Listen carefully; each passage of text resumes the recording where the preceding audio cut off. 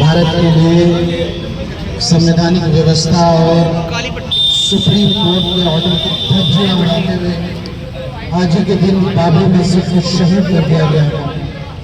इसलिए आज इस अदालत दिवस को दिल्ली प्रदेश में इसका विरोध करते हुए और 6 दिसंबर के खिलाफ अपना मुजाहरा करेंगे। और आज सीलमपुर के अंदर हमारे पार्टी के तमाम कार्यकर्ता विरोध में सब अपने अपने बाहों पर काली पट्टी लगाकर चलेंगे। काली पट्टी जो नहीं लगाए वो लगाए। और आज हिंदुस्तान को ये मालूम होना चाहिए कि इस कायम में कुछ ऐसे बदनगाइद हैं जो आज भी 6 दिसंबर को नहीं भूले हैं और क़यामत तक नहीं भूलेंगे इंशाअल्लाह। और हमारी आने वाली नस्लें भी याद रखेंगी कि 6 दिसंबर को जो हुआ है वो भारत के इतिहास में काली तारीख और काले अक्षरों में लिखा जाएगा। बाबरी मस्जिद जो शहीद हुई है वो जिंदा थी, जिंदा है और जिंदा रहेगी इंशाअल्लाह। कोई नहीं भूलेगा, क़यामत तक हमारी नस्लें भी नहीं भूलेगी। और ये तारीख खत्म होनी चाहिए।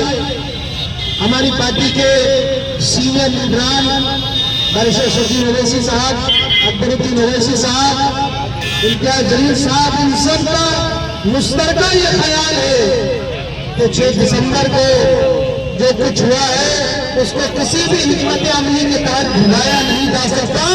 6 दिसंबर की याद हर दिन हर वक्त में और आने वाली नस्लों तक याद दिलाई जाएगी, क्योंकि इसी को याद करते हुए हम अपनी मस्जिदों की तहफ़्फ़ुज़ में इंतजाम करेंगे ताकि कोई एक मस्जिद हमारी शहीद हुई है दूसरी शहीद नहीं हो जाएगी। और ये तकरीर करना है, ये अज़मा इरादा करना है। इसलिए हमारी पार्टी ने ये सियासी तौर पर मजबूती इसलिए कोशिश की जा रही है ताकि आपको एक सियासत में ला करके नौजवानों के हाथों में कलम और किताब की ताकत, कलम और किताब की ताकत से, संविधान की ताकत से, सियासत की ताकत से आपको मजबूत पायदार बनना है ताकि आने वाले समय में कोई भी यहाँ से देश विरोधी ताकत और मुसलमानों के जो दुश्मन है वो मस्जिदों की तरफ निगाह उठा के न देख सके। यही कोशिश है। तो आज का ये जो एहतजाज होगा, आज की जो ये कौमी इंसाफ यात्रा का जो दूसरा दिन सीलमपुर में हमारी शुरुआत हो रही है, ये कौमी इंसाफ यात्रा वही इंसाफ की मांग हम कर रहे हैं जो यहाँ से बाबरी मस्जिद शहीद होने के बाद हमने यहाँ से इंसाफ की मांग की है कि जो अयोध्या का फैसला आया वो इंसाफ नहीं था, नहीं था, नहीं था। और इंसाफ चाहिए। 6 दिसंबर को जिन लोगों ने यहाँ से शहीद किया है बाबरी मस्जिद को, वो गुनाहगार है और उन गुनाहगारों को सजा होनी चाहिए। ये मुतालबा हम अपनी आखिरी सांस तक करते रहेंगे। इसलिए आज शुरुआत करते हैं इस तहरीक की और इसमें सारे साथी चलेंगे और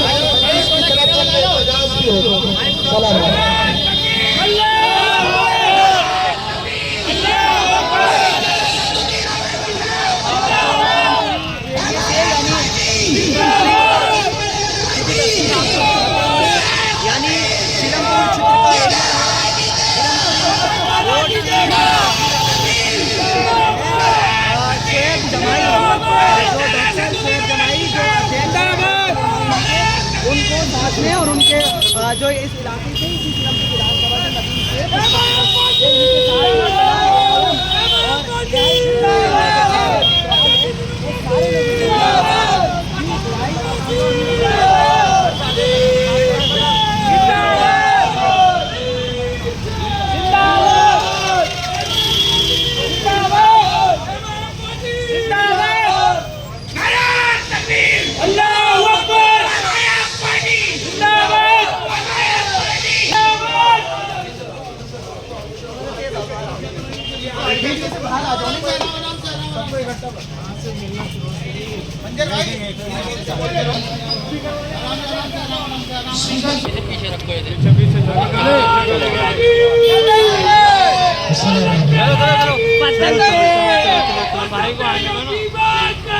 बोलेगी पतंग पे, बोलेगी पतंग पे।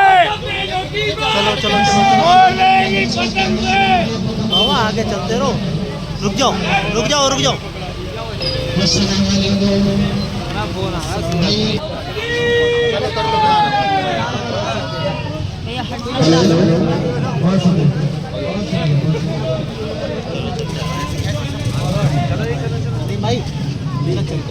भाई थोड़ा पीछे हो जाओ यार, अरे भाई थोड़ा पीछे हो जाओ। भाई आप लोगों के बीच में है, सभी लोगों से गुजारिश है कि तर्जुमानियां करें।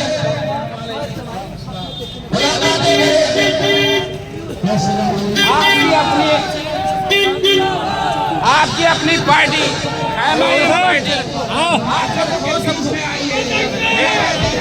सुनते तो है ही लेके आओ ना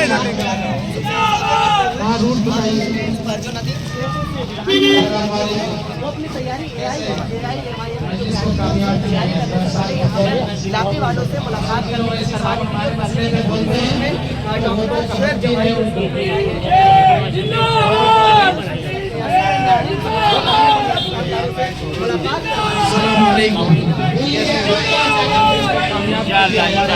इस बार है ना, इस बार पतंग के निशान को कामयाब करना। फोटो ले ले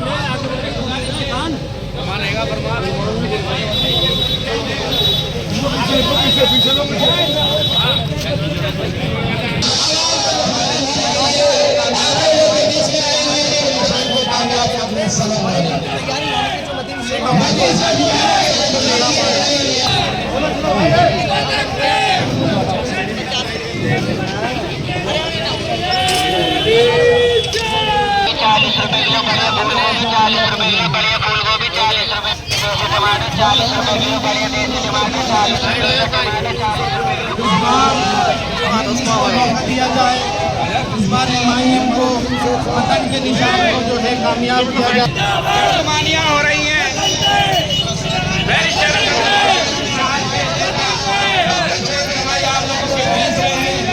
यहाँ पे हालात ऐसे हैं।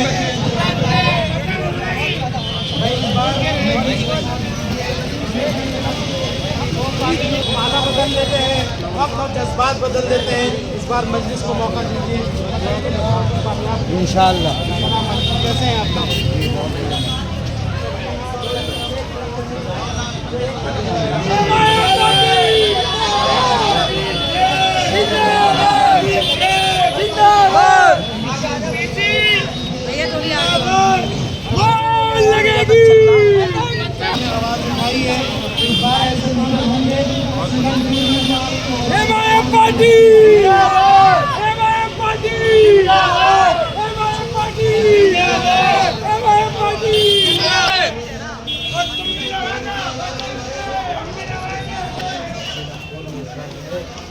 आवाज़ बन के आ रही है।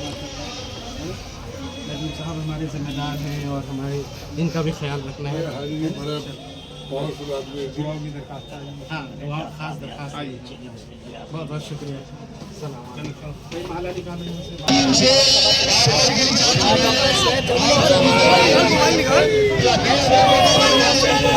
जल्दी भाई उड़ाते रहो, गिनाते रहो।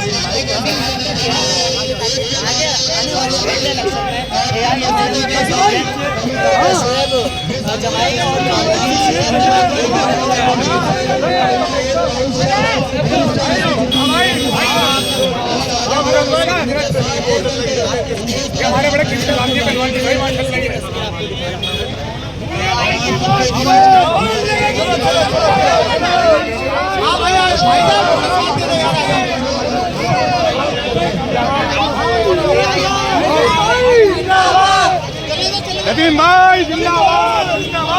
चाचा वोट को तो उठाओ, वो तो दिखी नहीं रहे उम्मीदवार।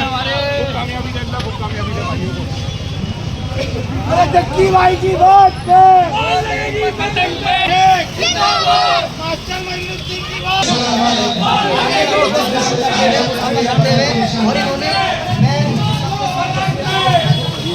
ये डॉक्टर अपने इलाके के अंदर खुद यहाँ इलाके वालों को सलाम पेश करते हुए, मुसाफे करते हुए और दुकानों में खुद इस वक्त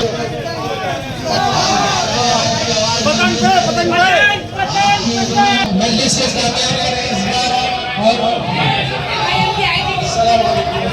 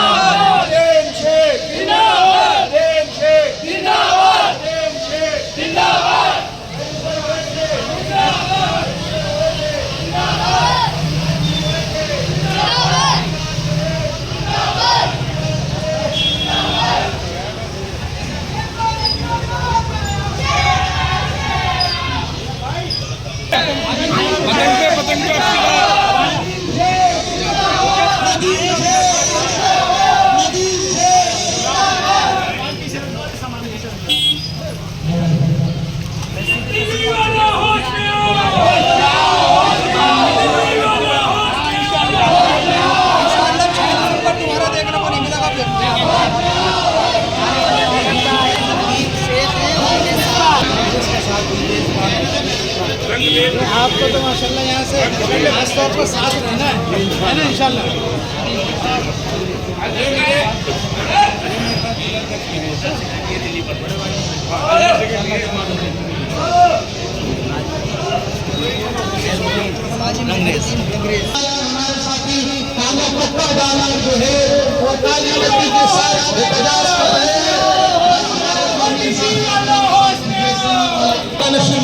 अस्सलाम वालेकुम रहमतुल्लाह।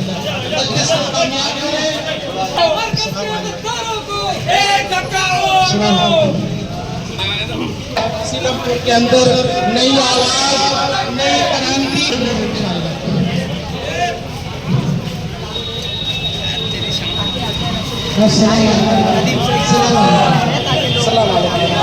किसको कामयाब करो इस बारे में आइए। सलाम वालेकुम। डॉक्टर सलाम सीलमपुर के आवाम, कयूल नौजवान, अस्सलाम वालेकुम। इस बार एमआईएम को कामयाब कीजिए, पकड़ के निशान को कामयाब कीजिए। सलाम वालेकुम। नदीम शेख साहब को कामयाब कीजिए, इंशाअल्लाह सीलमपुर से खैर कीजिए। सलाम वालेकुम। दुआ करें।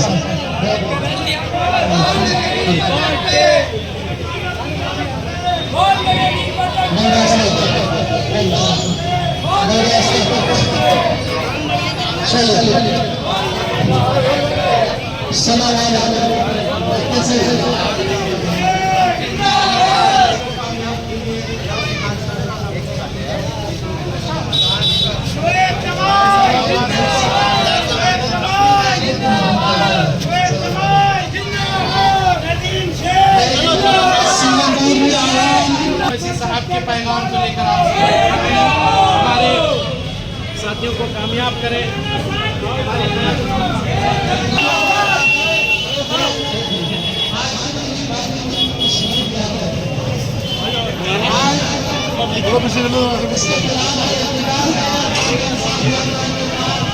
चलो सलाम सलाम भाई, मजलिस को कामयाब कीजिए, अपनी क़यादत को मजबूत कीजिए। अस्सलाम वालेकुम। शफीर अवैसी साहब का पैगाम लेकर सीलमपुर आए।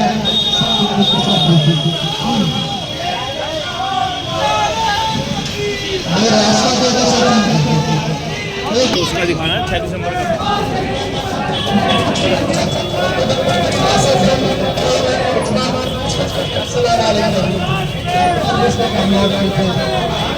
बड़े हो जाना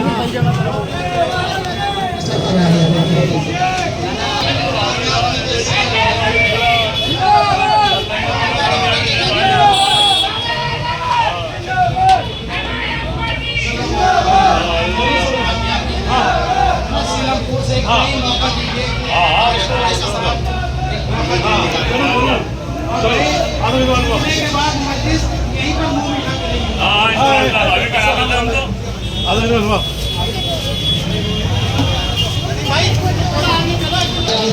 हमें एक मौका दीजिए, हिमायत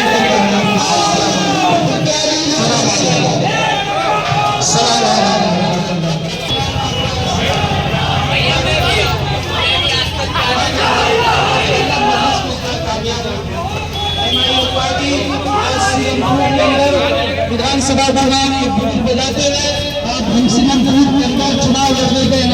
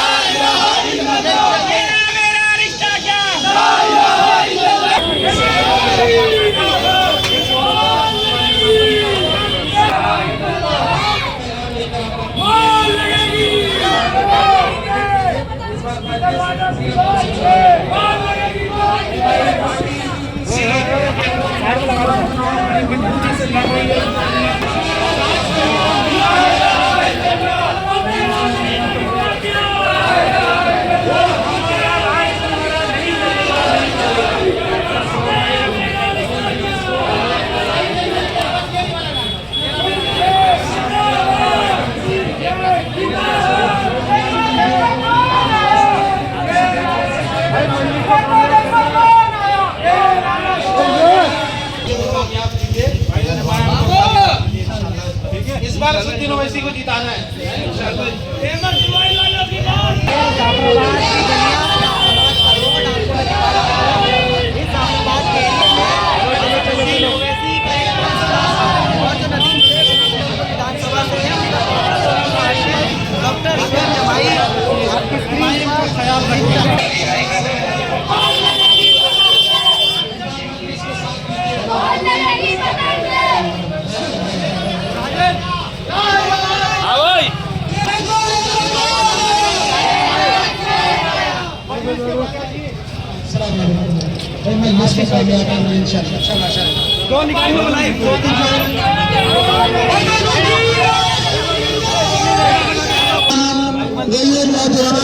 हमारे खुदा नशीर माँ बहने इस बार हमारे विधानसभा चुनाव लड़ रही है और हम मजबूती के साथ लड़ेंगे इंशाअल्लाह। आपकी आवाज दिल्ली की आवाज पर पहुंचेगी। आज तक सिंगापुर के अंदर सभी पार्टियों ने आपको धोखा दिया है। जो पार्टियों ने आपकी तरक्की का वादा किया वो दोबारा जीतते नहीं। लोग जमाना बदल लेते हैं, रातों रात पार्टियां बदल लेते हैं, लेकिन सिंगापुर की आवाज का कोई फायदा नहीं होता। इस बार पाला बदलने वालों को मुंह तोड़ जवाब देना है और इस बार इंशाअल्लाह।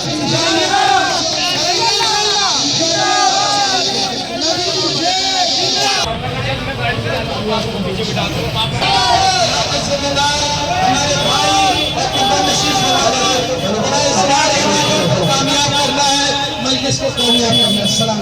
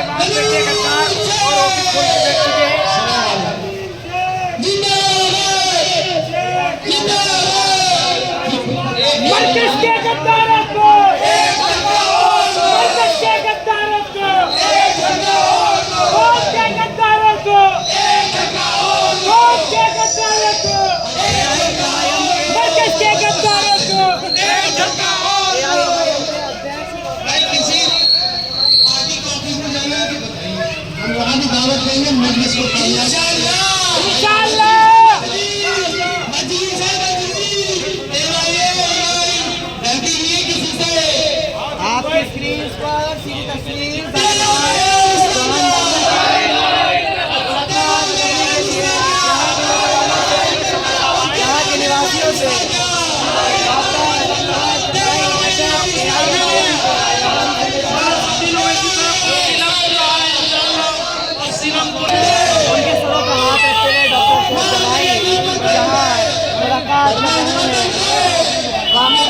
तो बहुत प्यारी तस्वीर यहाँ मुसाफा दुकान वालों से चौहान बाजार वालों से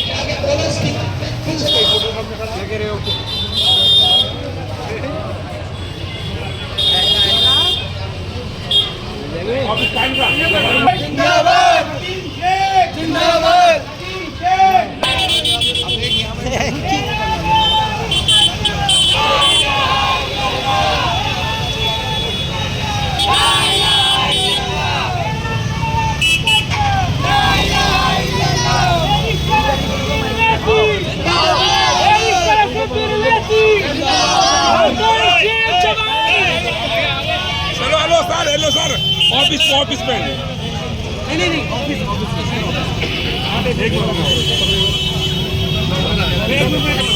वो मीडिया वाले इंटरव्यू करना चाहते हैं यहीं कर लें। ठीक है माइक दो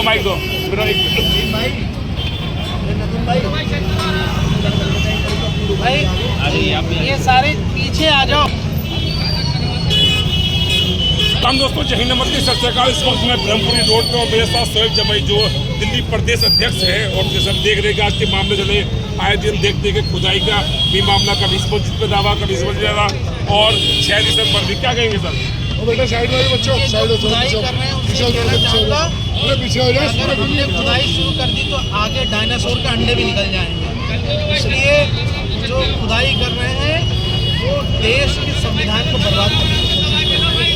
हमारी पार्टी ने MIM पार्टी ने हमेशा इस बात की आवाज़ उठाई है कि सुप्रीम कोर्ट ने जो फैसला दिया था बाबरी मस्जिद के ऊपर वो गलत था और गलत ही रहेगा, जिसकी वजह से कई मस्जिदों को नुकसान हुआ।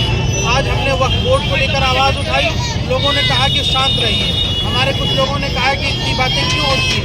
अगर हम ये आवाज़ नहीं उठाएं तो सोच लीजिए कि कितनी मस्जिद। अच्छा सर, आपको कहा जाता है कि आप वोट में कटौती मुसलमान भरोसा क्यों नहीं करता सर, क्या वजह है? आखिरकार आप जैसे लोग या फिर कोई पत्रकार के दिमाग में ये जहन कौन डालता है? ये बातें वो डालते हैं जिनको ये डर है कि MIM पार्टी अगर सीलमपुर के अंदर चुनाव लड़ने आ गई तो उनका यहाँ से मामला खराब हो जाएगा। हम देख रहे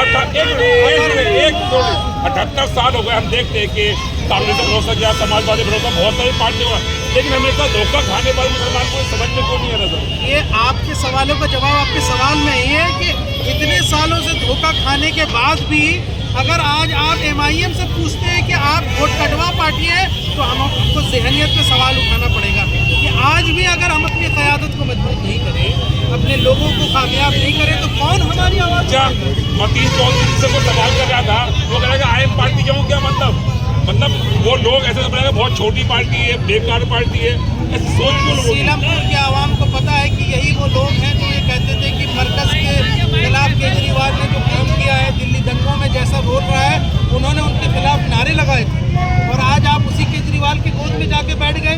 क्या लालच है आपको? सीलमपुर की आवाम ने जो आपको मोहब्बत दी थी उसका सिला भी नहीं रखा है आप, तो ऐसे लोगों को यहाँ से क्या लगता है आपको? ऐसे लोग के पास कोई नैतिकता नहीं है सवाल करने का। मैं मतीन चौधरी जी से सीधा सवाल करता हूँ और जुबैर चौधरी से कि याद रखो ये वही केजरीवाल है जिसने मरकज़ में मौलाना साहब के खिलाफ FIR करवाई थी। ये वही केजरीवाल है जिसने दिल्ली दंगों में लोगों को झोंक दिया था और चुप्पी साध रखी थी। ये वही केजरीवाल है जिसने मुस्लिम मोहल्लों में, ये वही केजरीवाल है जो बांग्लादेश के हिंदुओं के लिए तो आवाज़ उठाता है, लेकिन यहाँ से सीलमपुर और यहाँ के जो मुसलमान हैं, जो संभल के जो पीड़ित मुसलमान हैं, उसके लिए आवाज़ नहीं उठाते। अच्छा, हम देख रहे हैं कि डेलीगेशन जाएगा, डेली हम भी जाके वहाँ हैं, संभल में हमने कवरेज की है सामने, लेकिन 5 लोग मारे गए। क्या लगता है आपको समाजवादी पार्टी सिर्फ राजनीति कर रही है कांग्रेस पार्टी? बिल्कुल राजनीति कर रही है और बहुत शर्मनाक है। अगर वहाँ विपक्ष मजबूत होता, जैसा हैदराबाद के अंदर हमारा विपक्ष मजबूत है, आज आप बता दीजिए हैदराबाद के मुसलमानों के लिए कौन यहाँ से आवाज़ उठाता? कोई जुल्म कर सकता है। इसलिए आप लोगों को तय करना है कि हैदराबाद की तरह शान से मुसलमान रहेंगे या उत्तर प्रदेश की तरह डरे डरे मुसलमान। अच्छा, बार बार कहा जा रहा है कि संविधान खतरे में, तो मुसलमान हम देख रहे हैं कि आए दिन देखते हैं, कभी जामा मस्जिद पे प्याज दाखिल करते हैं, कभी अजमेर शरीफ पे यहाँ दफे, कब तक चलेगा, कहाँ रुकेगा सर? उनको मेरा जवाब है कि अगर हमने मंदिरों के नीचे अगर बौद्ध स्तूपा और बौद्ध धर्म स्थल ढूंढने शुरू कर दिए तो बहुत मुश्किल हो जाएगी। इस देश में 16,000 से ज़्यादा ऐसे धर्म स्थल हैं जिसके अंदर बौद्ध स्तूपा को तोड़ करके मंदिर बनाया गया है। अगर हमारे दलित साथी, बौद्ध साथी उसके खिलाफ भी याचिका डालने लगे तो कितने लोगों को सर्वे कराएंगे? अगर मैं कहता हूँ प्रधानमंत्री जी के आवास के नीचे यहाँ से मस्जिद है, क्या आप उसकी खुदाई करवा के सर्वे करवाएंगे? मैं कहता हूँ नागपुर के RSS हेडक्वार्टर के नीचे मस्जिद है, चलिए सर्वे करवा के धारा बात तो नहीं करती सर कोई भी पार्टी। जब हम देखते धारा 341 पे जहाँ मुस्लिमों को आरक्षण मिलना था, हम देखते ना समाजवादी पार्टी बात करती है ना कांग्रेस पार्टी करती, तो फिर इनकी हित की बात करेगा कौन सर? MIM को सिर्फ 5 सीटें मजलिस दिल्ली से जिताइए और 50 सीटें यहाँ से पूरे देश में लोकसभा की मजलिस को जिताइए। आप देख लीजिए कोई भी सरकार हमारे बगैर सरकार नहीं बना। नहीं, सच्ची बात ही नहीं है। आप पहले पढ़ाओ पार्टी अपना यह वर्चस्व बना सके। अभी पिछले दिनों आपने देखा कि किस तरीके से सीलमपुर के अंदर उथल पुथल रहा। मौजूदा विधायक का टिकट कटता है तो दूसरी तरफ जो लोग कांग्रेस के नेता थे जो कभी केजरीवाल को भर भर के गालियां दिया करते थे, सीलमपुर के आवाम को बरगलाते थे कि वो केजरीवाल है, ऐसा केजरीवाल है, आज आप चुनाव का समय आया तो उसी की गोद में जाके बैठ गए, तो इनकी क्रेडिबिलिटी खत्म हो गई है। चाहे ये आम आदमी पार्टी वाले हों या कांग्रेस वाले हों, इनकी क्रेडिबिलिटी जीरो है। अब ऐसे जीरो क्रेडिबिलिटी के साथ आप बताइए सीलमपुर के आवाम क्या भरोसा? मान लीजिए कि कल को ये आप इनको जिता देते हैं तो कल को ये बीजेपी के साथ जाके बैठ जाएंगे, क्या करेंगे आप इसको? इसलिए इनका कोई भरोसा नहीं। ये आज कांग्रेस से निकल करके यहाँ से छोटा रिचार्ज, RSS की छोटा रिचार्ज केजरीवाल के पास बैठे हैं, कल आप इनको जिता देते हैं तो ये कहीं बीजेपी के पास चले जाएंगे, तो क्या सीलमपुर के आवाम ऐसी धोखा खाते रहेंगे? इसलिए मजलिस ने यह तय किया है कि हम आपको ऑप्शन दे रहे हैं, MIM को कामयाब कीजिए, इंशाल्लाह आपके ऐवान में दिल्ली के विधानसभा में आपकी आवाज़ मजबूती से। सीलमपुर में एक बड़ी चुनौती है, एक मुस्लिम बहुमूल्य सीट है, जिस तरह से देखा जा रहा है तो MIM को सपोर्ट नहीं करते, वजह क्या है? बिल्कुल सपोर्ट करते हैं, आप देख लेंगे यहाँ से जिस तरह से मैं देखूँगा हज़ारों का हुजूम जो नदीम शेख के साथ मौजूद है, किन नीतियों को लेके यहाँ के सीलमपुर विधानसभा को जाहिर से बात है MIM एक नई रोशनी लेकर के आ रही है और सीलमपुर के आवाम को उम्मीद है कि अगर इस बार हम MIM को कामयाब करते हैं तो हमें धोखा नहीं मिलेगा, बल्कि हमारी आवाज़ मजबूती के साथ। और ये समझना चाहिए सीलमपुर की आवाम को कि ये सिर्फ नदीम शेख या MIM चुनाव नहीं लड़ रही, खुद बैरिस्टर असदुद्दीन ओवैसी इसकी नुमाइंदगी कर रहे हैं, तो जिसकी नुमाइंदगी बैरिस्टर असदुद्दीन ओवैसी साहब करे वहाँ कोई हिला नहीं सकता। मेरा आखिरी सवाल, जिस तरह से चौधरी मदीन और चौधरी जुबैर दोनों ने आम आदमी पार्टी ज्वाइन की, तो क्या इनका नाम ले कोई क्रेडिबिलिटी रही है? सीलमपुर के आवाम ने नकार दिया है। जाइए गलियों में, अभी हमें जिस गली से गुजरा हूँ मैं उनके ऑफिस में भी गया दावत देने के लिए, पता चला उनके ऑफिस में एक आदमी झाड़ू देने वाला नहीं था। देखा नहीं आपने? पूरी ऑफिस खाली थी। तो जिसका ऑफिस ही खाली हो आप उससे क्या? उनके पड़ोसी खुद कह रहे हैं हम MIM को वोट देंगे। मतीन चौधरी, जुबैर चौधरी के पड़ोसी ये कह रहे हैं हम MIM को वोट देंगे। जो खुद के पड़ोसी को न सेटिस्फाई कर सका वो क्या करेगा?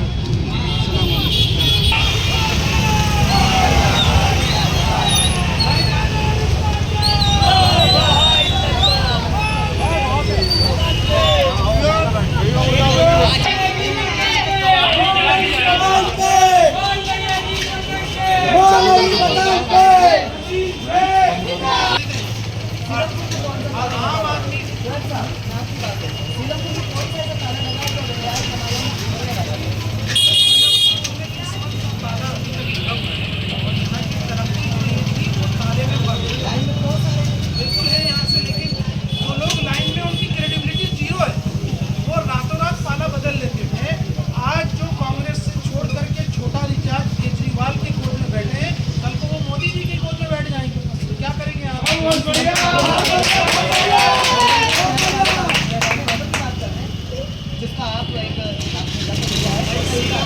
सीलमपुर के आवाम जो है बहुत ज़्यादा समझदार है और वो जानती है, पूरा हिंदुस्तान जानता है कि RSS के छोटा रिचार्ज कौन है, ठीक है ना? और हम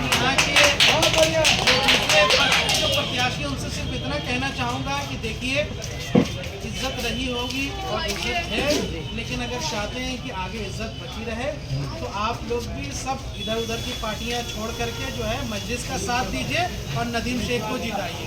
क्या मैसेज देना चाहेंगे जाते बस इतना ही कहना चाहूँगा कि यहाँ से कि सीलमपुर के आवाम को अब बेवकूफ़ नहीं बनाया जा सकता।